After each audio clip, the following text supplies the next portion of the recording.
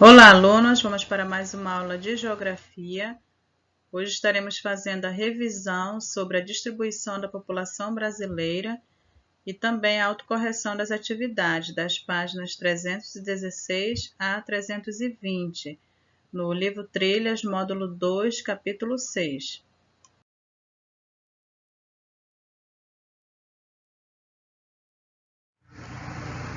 Vamos relembrar como ocorreu a ocupação do território brasileiro. A ocupação das terras brasileiras, promovida pelos colonizadores, ocorreu de maneira progressiva, partindo do litoral em direção ao interior do território. O desenvolvimento de algumas atividades econômicas também incentivou essa ocupação. Até o século XVII, a porção litorânea ela foi povoada por causa da exploração do pau-brasil e do cultivo da cana-de-açúcar. E o avanço para o interior do território ocorreu inicialmente em função do desenvolvimento da pecuária. A porção norte do território passou a ser conhecida e ocupada por causa da exploração das drogas do sertão. Já no século XVIII, a pecuária e a mineração de ouro e diamantes impulsionou uma ocupação mais efetiva do interior do Brasil. No século XIX, essas atividades e também o cultivo de café e de algodão se tornaram os principais motivos dessa ocupação. E já na metade do século XX, o governo federal ele passou a implantar projetos de povoamento no interior do território, como a construção de Brasília, a capital do Brasil, e também incentivou a mineração e promoveu a construção de rodovias para ampliar a integração entre as regiões centro-oeste e norte e o restante do país. Agora vamos para as atividades, aqui na página 317. Questão 1. Observe os mapas a seguir e responda as questões no caderno. Então, após a observação dos mapas, espero que vocês tenham respondido essas questões. Se caso estiver incorreta, então apague e responda corretamente. Questão A. Quais foram as principais atividades econômicas que impulsionaram a ocupação das terras brasileiras a partir do século XVIII? Foi o cultivo da cana-de-açúcar, a pecuária, a exploração das drogas do sertão e a mineração de ouro e diamantes. B. De acordo com o primeiro mapa, em qual porção do território o cultivo da cana-de-açúcar foi desenvolvido no século XVIII?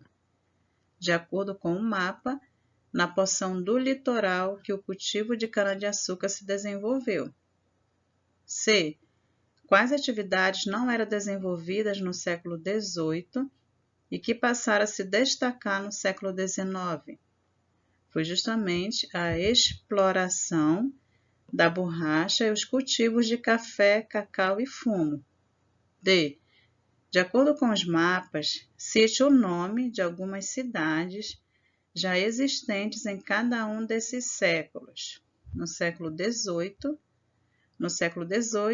eu coloquei alguns aqui, não estão todos, tá? Curitiba, Castro, São Paulo, Rio de Janeiro, São João del Rei, Vitória, Vila Rica, Ribeirão do Carmo, Sabará, Salvador, Vila Boa, Cuiabá. Já no século XIX, Porto Alegre, Florianópolis, Niterói, Ouro Preto, Goiânia, Aracaju, Maceió, Belém e Manaus, ok?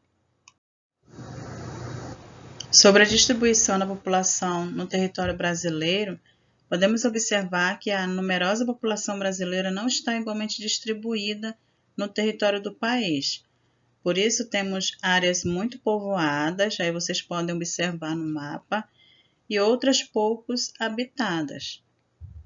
Através da observação dessas cores, que as cores mais claras elas estão representando as áreas com menor quantidade de habitantes, e as cores mais escuras estão representando as áreas com maior número de habitantes.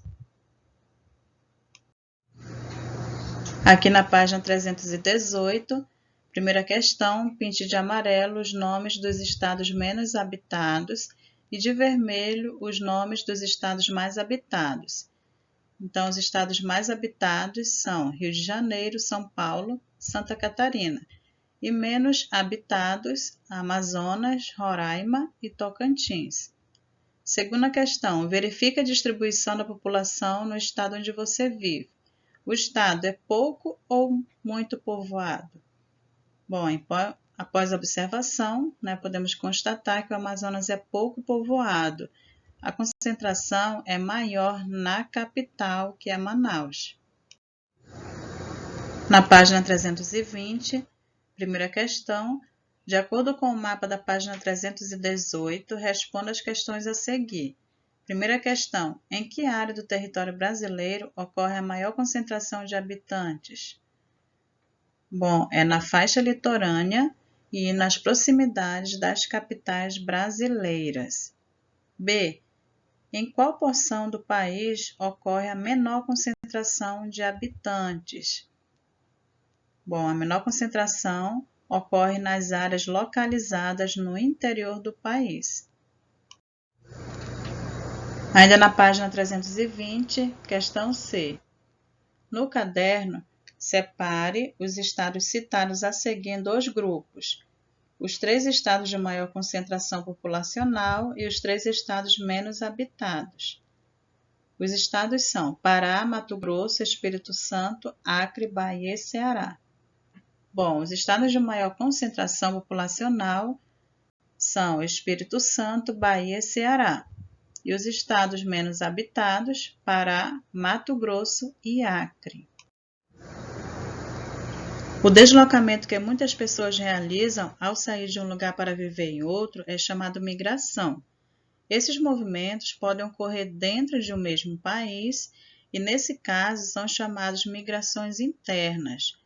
Quando ocorrem em direção a outros países, são chamadas migrações externas. No Brasil, as migrações internas são frequentes.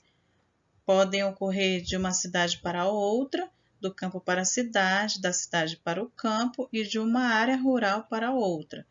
A população brasileira também se desloca de um estado para outro, é chamado de migração interestadual, e de uma região para outra, que é chamada de migração interregional. Aqui na página 320, vocês podem observar a segunda questão, que diz o seguinte: o que são as migrações internas? De que maneira elas podem ocorrer? Bom, como já foi falado, as migrações internas são movimentos populacionais que ocorrem dentro de um mesmo país.